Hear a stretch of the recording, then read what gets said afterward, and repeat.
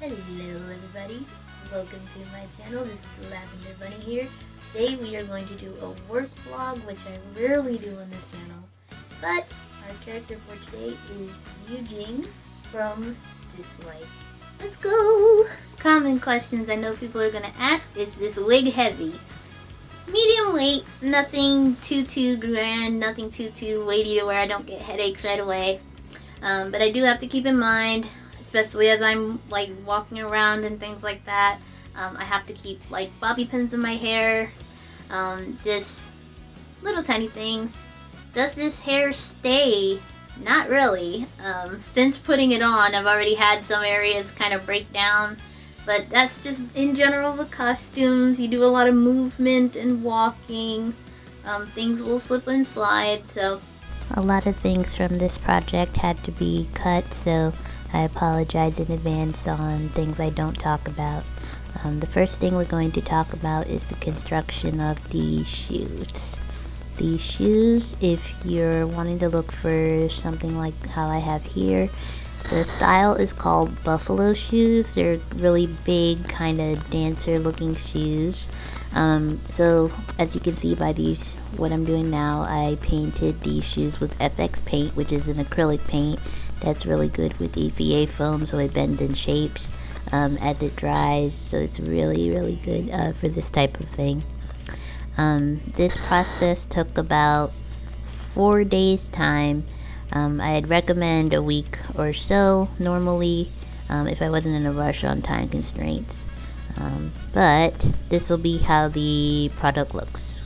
These are the end results. I know the little hearts that you see here are not glued on, but I figured it would be easier to just leave them as something that I can pull off. So what I'll probably do eventually, not shown in video, but basically I'll put like a piece of Velcro against the back of these, so that way I can just peel them on and peel them off while I'm tying the shoe. Next element is the hair. I had to again break down this full talk because of time constraints, and I can get really detailed with hair. But basically, as you see right here, originally this was a full regular size wig. This is the Delilah from Art of Wigs, which is their longest wig in their arsenal. I got this wig on clearance, so yeah, it's the last of the last. But either way, if you're doing this type of project, I learned recently, if you do this method you're seeing here, which is the batting method, it really comes in handy when you're trying to glue different types of hair together. So as you saw, I took the batting and basically pinned and stretched it over the back portion of the hair that I had cut off. Then I'm taking my heat gun here and essentially just heating it down so it melts into the already chopped off hair, so that way it creates a sort of net that you can eventually attach more hair on top. When I got to the front of the hair, that portion you're seeing that I'm pinning down now is actually the closure part of the original wig that I saved without breaking apart, and I basically used that to do the part that's in the front of Yu Jing's hair. As you can see now, I'm just shaping and gluing, so taking some cool glue as well as hot glue to bend and melt the hair to the batting that we glued down earlier. And basically, as things went along, it's just a matter of taking your time, making sure the hair goes in the direction you want it to go, really combing through the fibers so that way all the fibers get as much glue as possible.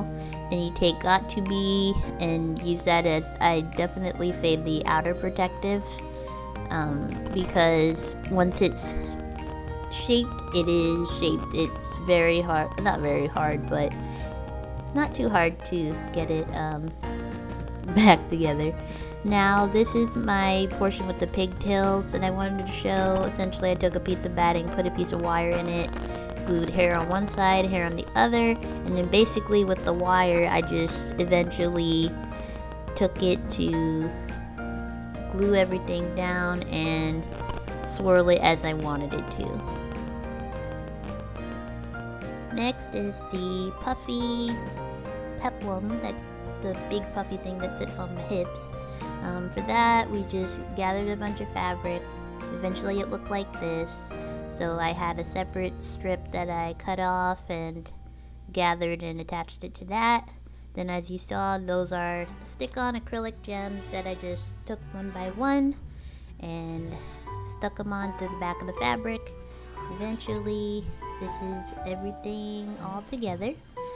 The shorts are sporty shorts from Amazon. The knee pads is foam connected to more foam. The cable knit socks were cable knit socks that were white that I dyed pink, and you can follow the coloring directions from Rit Dye Moore's website. The shirt has its own colors made out of bias tape and trim that I also dyed. Hardest part of the costume, I definitely say the wig. As you can see here, I have a hard time with proportions, trying to keep everything relatively the same, but even so, it's still a good run. Very good run. I highly recommend doing as not too cheap when it comes to wigs. You can make things work out with cheap wigs, but you'll want something at least within a $30 to $40 range. If you want